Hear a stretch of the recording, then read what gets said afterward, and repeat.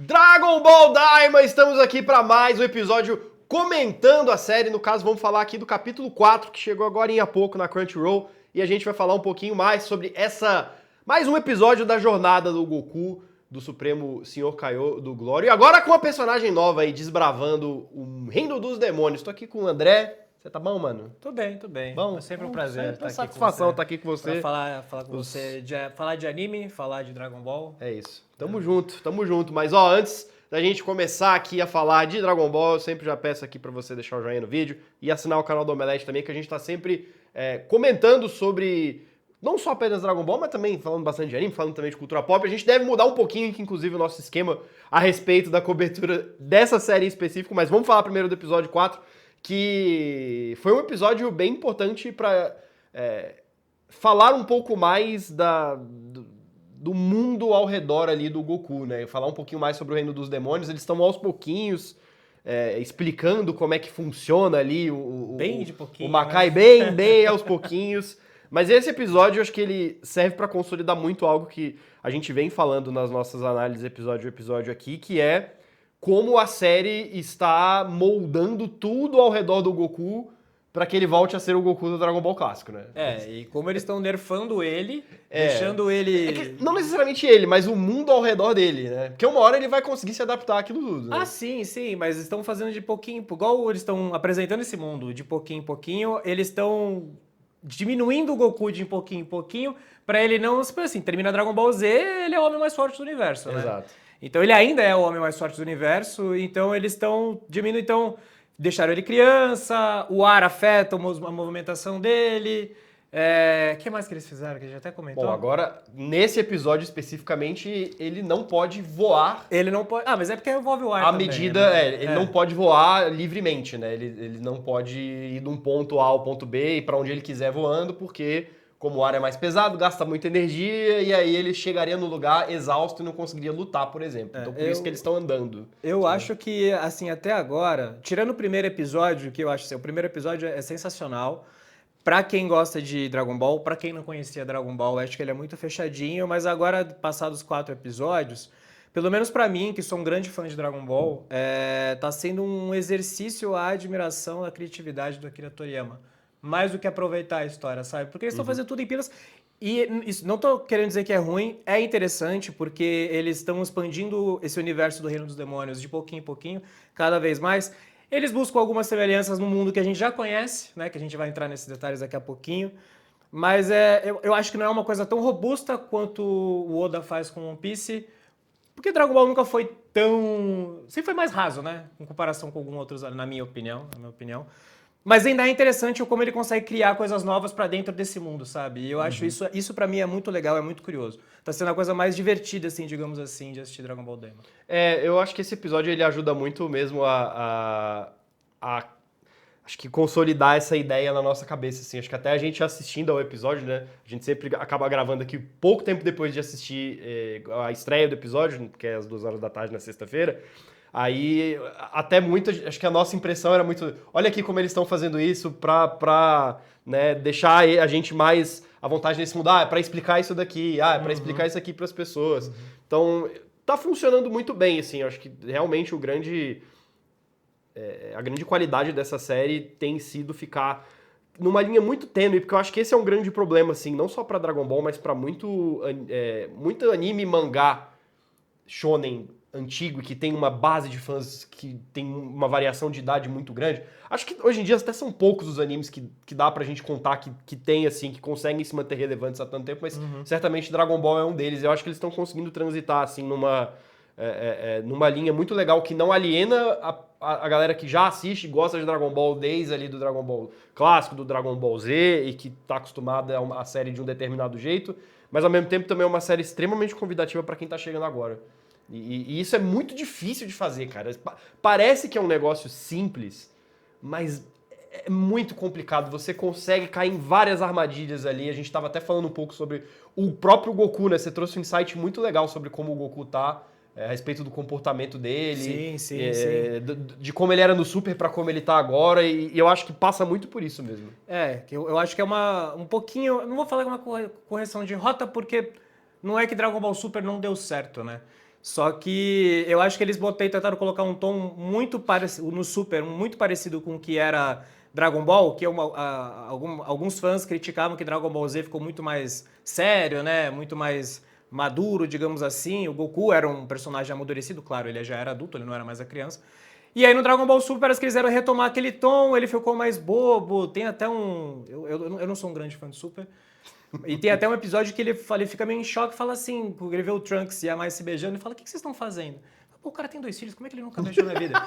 Mas enfim, verdade. já tô é um negócio muito do Goku, e acho que até estendendo um pouco isso, talvez no oposto tenha acontecido no GT, né? Porque o Goku tinha virado criança, Exato. mas ele já tinha um comportamento meio do Goku adulto, né? Exato. E aí ficava aquela coisa meio esquisita, tipo, o Goku super sério, só que era, tipo, velho, um tampinha desse tamanho. Ele ainda é o Goku, ele ainda era o Goku, ele ainda era meio bobão, meio infantilzão, mas ele não era tão... Não era tão assim, né, no Dragon Ball GT. E no Daima funciona muito bem, né? Porque ele é exatamente o Goku criança mesmo. E, pô, toda hora ele, tô com fome, tô com sede. Ah, que legal isso aqui. Pô, esse cara é forte, né? Eles conseguiram acertar muito bem e tá sendo muito legal, assim. Foi um episódio que, novamente, assim como o episódio anterior, muito de exploração. Novamente, eles vão de um ponto A a um ponto B, se fazendo valer ali de vários recursos que a gente não tinha visto antes. Nesse caso foram, né, acho que um bom exemplo são as sementes dos insetos, né? Que foi uma das coisas que eles apresentaram e certamente a gente vai ver muitas dessas sementes aí ao longo dos próximos episódios. Eles vão numa loja e onde basicamente ali é um diálogo expositivo para falar, essa semente aqui é para você curar. Tipo a semente dos deuses. Parece um Pokémarket, né? Parecia um Pokémarket. Pararam lá no Pokémarket, compraram o Potion, compraram Exato. Hair Candy, compraram a pedra que não tinha pedra de fumo, mas enfim. É meio uma dinâmica de RPG japonês mesmo, que o Toriyama, inclusive, trabalhou em vários durante a vida dele. Mas agora a gente já tem a dica que em algum momento eles vão se recuperar a energia, em algum momento vai ter uma fusão, porque o Vegeta também, como a abertura, várias coisas promocionais já indicam que o Vegeta também vai pro reino dos demônios. Porque tem um inseto que eles comem, se 2 pessoas comem um inseto, elas se fundem, né? Então assim, tá sendo Dragon Ball one-on-one, assim, né, de certa forma. Sim. Porque é um mundo novo. Exato, e até uma das sementes até usada para transporte, né? Que eles vão meio que como uma catapulta, que também é uma planta lá, e eles vão voando, eles conseguem cortar boa parte do caminho, mesmo sem ter uma nave, né? Porque a nave deles foi roubada. E aí eles acabam chegando bem pertinho já do castelo, que é o primeiro objetivo deles. Mas eu acho que o mais importante dessa exposição de mitologia nova de Dragon Ball tá a respeito das esferas do dragão, né? Que acho que é a grande novidade a respeito... e talvez uma das principais até agora do Daima é o fato de que no mundo dos demônios, de onde vieram as esferas do dragão, como eles explicaram pra gente, não são 7 esferas. São 3, né? São 3. Pra mim, particularmente, a coisa mais interessante que teve até agora dessa imersão nova no mundo de Dragon Ball, fica uma no primeiro reino, uma no segundo reino, uma no terceiro reino, cada uma é protegida por alguma das criaturas que vocês estão vendo aí, que agora me fugiu o nome. Deixa eu pegar aqui. Mas eles são soldados que têm o nome que eles são encarregados de cuidar dessas esferas em cada um dos reinos. Então, muito provavelmente, o Goku, o Vegeta, o Piccolo, todo mundo que tá lá vai ter que enfrentar eles para pegar essas Dragon Balls. E também prepara o terreno para uma coisa que também está começando a engateando, que é quem é o Glório, né? Sim. Que ele vai atrás do Goku na Terra, pedindo ajuda para ele derrotar o Goma. E ele aceita, ele tinha um plano que era salvar o Dendê. E agora que o Goku sabe das esferas, sabe que tem guerreiros poderosos protegendo cada uma delas, ele aceita muito facilmente que eles mudem os planos e vão tentar pegar as Dragon Balls para usar essas Dragon Balls para salvar o Dendê e depois pegar o Dendê e usar as Dragon Balls da Terra para fazer todo mundo voltar a ser adulto. E ele deu um sorrisinho quando eles fecham esse acordo e eles vão atrás da primeira Dragon Ball. Por que ele deu esse sorrisinho? E já mudou, né?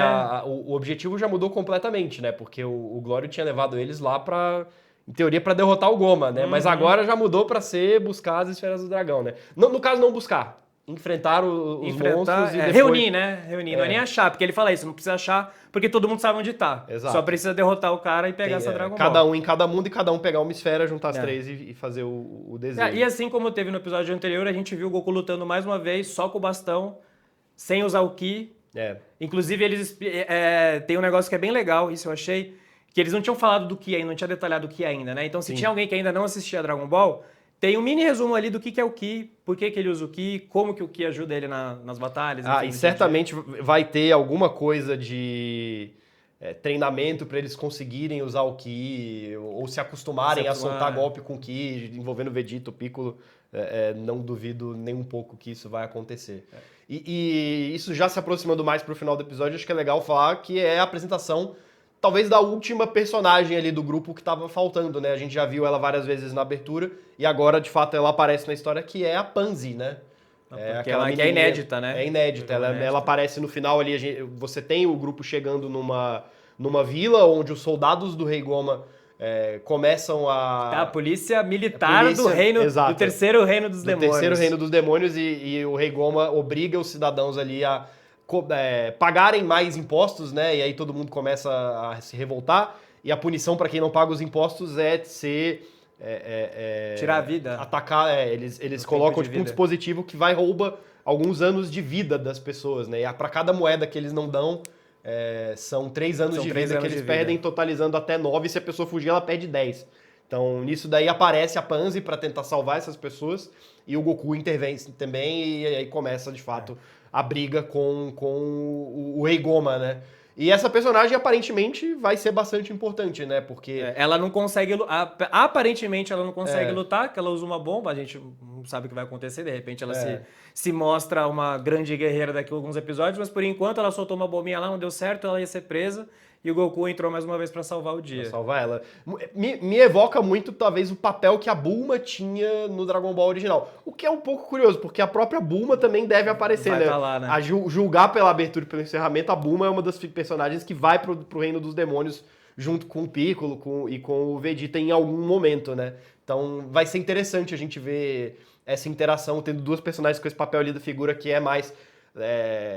ligada a alguma coisa tecnológica. Eu tô especulando muito isso porque no momento em que a Pansy chega, ela tá mascarada e ela tem tipo uma bombinha, né? Sim. Então, de certa forma, ela tem ali alguma... De wasabi, uma bombinha de wasabi. Alguma intimidade com fabricar coisas. O que também é algo muito Toriyama, né? Não só no Dragon Ball, mas em várias das outras obras aí. Até quem gosta de videogame, por exemplo, do Chrono Trigger com a Luca e tal. Você sempre tem essa personagem que é vidrada em tecnologia, que mexe com tudo e sabe consertar tudo e sabe inventar coisas. E também é uma volta às origens, né? Como você falou, você comparou com a Bulma, e conforme os níveis de poder iam avançando, essas coisas iam ficando pra trás, né? Ela tá ali... Se bem que não, né? Na saga do Freeza e na saga do Cell, a Bulma tem sua importância, né? Ela reconstrói o Android 16, ela, enfim, cria... tô viajando, acho que eu tô discordando de mim mesmo agora, não ficou tão pra trás assim, não. Mas eu tenho uma pergunta pra você, eu achei legal que a gente faz esse debate, que eu pelo menos, tô percebendo que aconteceu mais coisas do que eu tava lembrando 20 minutos depois. Aconteceu mais coisas. A dinâmica do episódio fica parecendo que é igual a dos outros, né? Que eles só estão andando de um lugar pra outro e mostrando coisas do reino. Mas, de fato, aconteceu bastante coisa nesse episódio, né? E eu ia fazer esse questionamento, porque eu comecei a ficar preocupado. Eu tô gostando de Dragon Ball Daima, vou reforçar aqui de novo, eu tô gostando. Mas eu fico um pouco preocupado pra quem não tá acostumado com o ritmo de Dragon Ball, com a história de Dragon Ball, e que sabe de Dragon Ball são as grandes lutas, é o Goku virando Super Saiyajin, né, essas coisas mais épicas, e até agora não teve nada disso. Então, tudo bem que é um anime novo, parece muito um Isekai, né, a gente já falou isso aqui uma vez, mas parece muito um Isekai de Dragon Ball, mas eu fico me perguntando se as pessoas que não estão acostumadas com esse universo de Dragon Ball, se elas vão ter muito saco pra aguentar essa história em pílulas. O que você acha? Eu acho que eu reforço o meu conselho do vídeo passado, que talvez para esse tipo de pessoa, para quem tem essa visão sobre Dragon Ball, talvez valha mais a pena esperar algumas semanas, deixa a história correr um pouco mais, e aí você vai vendo, né, ver tudo de uma vez, ou, né, ou vai vendo ali alguns conjuntos de episódios, porque de fato, né, porque, por exemplo, acho que talvez quem tá vendo semanalmente, pô, realmente, né, a semana passada, por exemplo, já não foi muito legal, mas sei lá, se você deixou passar na semana passada e viu o 3 e o 4 de uma vez, pô, olha a quantidade de coisas que aqui você foi apresentado, né? Como a história se desenrolou. Mas especificamente nessa coisa da luta, né? Eu acredito que talvez seja o ideal mesmo é deixar a série correr um pouco, porque eu acredito que vai demorar ainda, assim. Por mais que a gente tenha até tido no preview do próximo episódio um vislumbre do que deve ser o primeiro vilão, né? Entre aspas, até se a gente pensa se Dragon Ball Daima continua emulando ali o ritmo do Dragon Ball clássico, a gente deve ver ali talvez um vilão um pouquinho mais fraco, né? Ou não alguém um grande vilão, não né? é um grande vilão, é alguém que tá ali numa escala um pouco menor, ou talvez é o subordinado ali do Regoma, como aparenta ser. Talvez tenha alguma coisa ali, um momento em que o Goku e os outros ali vão ser perseguidos por esse cara. A gente não sabe nem se ele apareceu, não sabe nem se ele vai lutar já nesse próximo episódio, se ele só vai perseguir o Goku, né?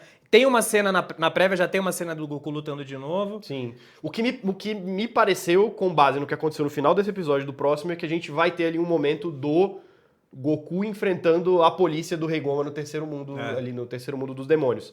Até porque deve ser muito provavelmente algo que a Pansy vai trazer pra... Quase uma sequência direta, né? Já começa, pra eles, assim, pô, preciso da ajuda de vocês, né? O pessoal aqui tá sofrendo uma injustiça e aí provavelmente o Goku vai enfrentar todas essas pessoas e esse cara deve aparecer ali como um vilão desse arco, provavelmente. Eu imagino que a gente vai ter algo nesse sentido antes do enfrentamento pra buscar a primeira das esferas do dragão. Que eu acho que também vai acontecer logo. Eu não acho que vai Você demorar acha que vai muito, acontecer não. logo? Eu não acho que demora muito, não. Eu acho que, inclusive, esse é o primeiro grande... A primeira grande luta dessa série, eu acho que vai ser contra o defensor da esfera do dragão do Pode terceiro ser. mundo. A gente não sabe nem quando que o Vegeta, o Piccolo e a Bulma vão ir pro mundo dos demônios, né?